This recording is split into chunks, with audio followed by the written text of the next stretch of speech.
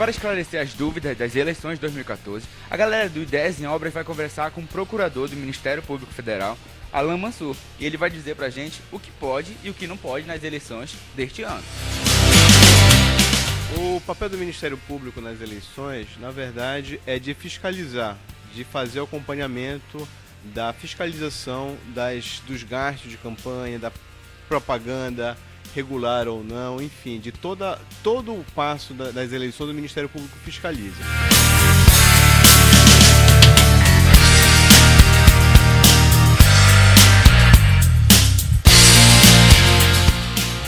Procurador, eu estava visitando o site do MPF e tem um slogan lá muito bacana que eu gostei, é MPF, Ministério Público Federal, por uma disputa justa. Explica pra gente o que pode ser considerado uma disputa justa. O poder econômico acaba sendo impactante em todas as áreas da sociedade, inclusive nas eleições. A legislação, ela permite que haja contribuições, que a pessoa mesmo possa pagar do seu bolso ou receber contribuições de pessoas físicas ou pessoas jurídicas até um limite. A ideia é que haja uma disputa justa, mas com base na legislação que temos, que permite esse poder econômico, que hoje se discutiu muito se o financiamento da campanha vai ser público ou privado. Se discutiu muito, mas ainda a legislação que nós temos hoje é que permite sim o financiamento privado das campanhas, até um limite. O cidadão que foi preso, ele pode ou não pode votar? Explica isso pra gente. Bom, é interessante essa pergunta, porque de fato é uma dúvida de muita gente, se o preso pode ou não votar. Mas aquele que já foi condenado e já perdeu seus direitos políticos pelo trânsito julgado, quer dizer, pelo final do processo, trânsito julgado quando o processo criminal não cabe mais nenhum recurso.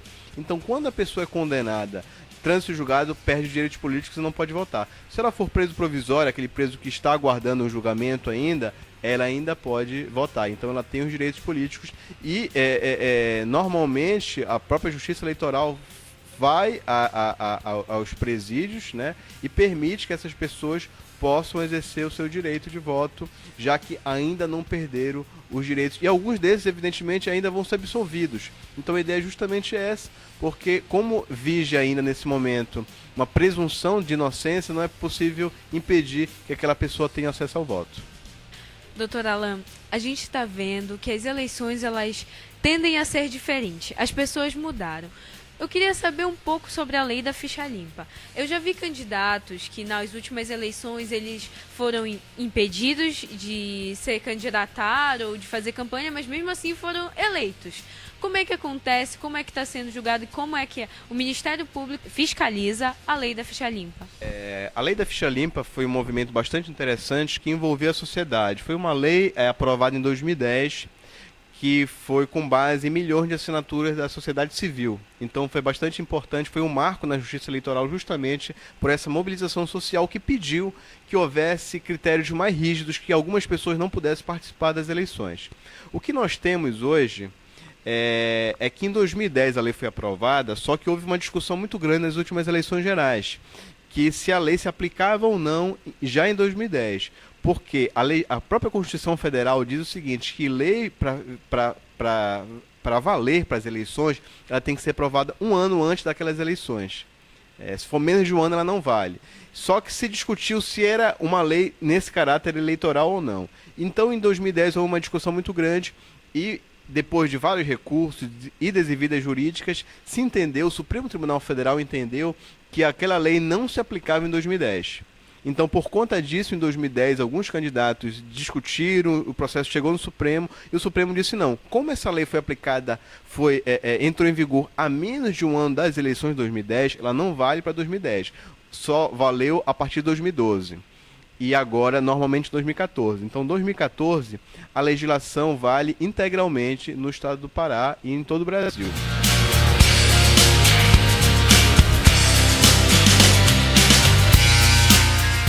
Como é que o Ministério Público fiscaliza a compra de votos? Vou anotar o número do título eleitoral e vou dar R$50 e a pessoa vai votar em mim. Isso é uma compra de votos de uma forma mais clara. Mas tem também entrega de cesta básica, tem entrega de óculos, tem um serviço, vou fazer, fulano de tal vai fazer um serviço de corte de cabelo em troca de votos. Existe também, por exemplo, a promessa de um emprego, olha, se você votar em mim, eu vou te empregar na administração pública. Isso também é considerado compra de votos. Agora, evidentemente, é algo que a sociedade precisa trazer para o Ministério Público, porque é algo que normalmente acontece de uma forma escondida. Ninguém, né, vai ao microfone e anuncia numa rádio que está comprando votos. Então é importante, fundamentalmente, que o cidadão vá até o Ministério Público e possa relatar isso, possa demonstrar, se possível com gravações, se tiver gravações, ótimo, melhor ainda, mas o testemunho e outras provas também permitem a condenação por compra de votos. É proibido também campanha eleitoral em templos, em igrejas. Isso alguns nem sabem, mas também é proibido fazer campanha eleitoral dentro de um templo, porque a finalidade da lei, a lei entende que a religião não é o local para fazer esse tipo de aproximação com o eleitor. Então entende que existem locais próprios, mas não se pode utilizar a religião dentro do templo, dentro de uma igreja, para dizer vote no cidadão, vote em outro. Isso a lei entende que é proibido também. Procurador, o que pode e o que não pode na internet para os políticos? Está liberado tudo? A própria legislação eleitoral traz o seguinte, que na internet é permitida a utilização de páginas pessoais, por exemplo. O candidato pode ter Facebook, pode ter Twitter, pode ter Instagram, utilizando sua página pessoal, que o próprio Tribunal Eleitoral entende o seguinte, que essa utilização da página pessoal, o candidato que busca ela é porque ele quer aquela informação. Então é interessante, inclusive para candidatos que não têm um poder econômico tão forte, seria importante porque é uma utilização gratuita, né? E isso traria inclusive candidatos sem poder econômico que poderiam ter uma boa aceitação perante o eleitorado. A legislação eleitoral veda exatamente a propaganda eleitoral paga pela internet. Então se entende que a propaganda eleitoral pode, só que não pode propaganda eleitoral paga, quer dizer, ele não pode ficar patrocinando páginas e páginas para fazer propaganda eleitoral daquele candidato. Procurador, o que seria esse financiamento público de campanha? Explica pra gente.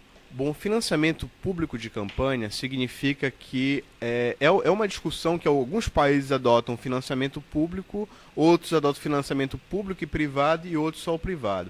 Atualmente no Brasil, o que tem é o financiamento privado de campanha. O recurso público, que é do fundo partidário, eles vão para os partidos, mas não para as campanhas eleitorais. Para os partidos se mobilizarem e fazerem reuniões antes das campanhas eleitorais, terem organização, terem espaço do partido, um comitê, enfim. Esse fundo partidário serve para isso. Agora, durante as campanhas eleitorais, o Brasil adotou a ideia, por enquanto, de que o financiamento é privado. Quer dizer, as pessoas somente podem receber o recurso ou bancando do seu bolso ou recebendo recursos de pessoas físicas ou pessoas jurídicas. Uma empresa, por exemplo, pode financiar um candidato ao governo, candidato ao Senado, desde que isso seja colocado na prestação de contas do candidato. E essa prestação de contas é prestação de contas pública, então qualquer cidadão pode ter acesso a essa prestação de contas no site da Justiça Eleitoral. Financiamento público significa que é algo que se discute no Brasil, seria ou não interessante. O ponto positivo do financiamento público seria que haveria limites. O recurso não seria patrocinado por empresas que depois podem pressionar ou podem tentar alguma vantagem junto àquele governo que foi eleito. Então, se for financiamento público, o recurso não vem das empresas. Vai ser um recurso limitado e que os partidos não vão poder ceder. Por exemplo, não vai ter alguém com 100 milhões de reais e alguém com 100 mil reais. Mas, por outro lado, esse recurso, evidentemente, se for público, vai sair dos cofres públicos. Então, existe uma discussão muito grande porque uma parte dos parlamentares da sociedade entende que não é necessário que a sociedade banque as eleições, que vai haver mais prejuízo, que esse recurso das eleições poderia ser colocado em outras áreas, né, como saúde e educação.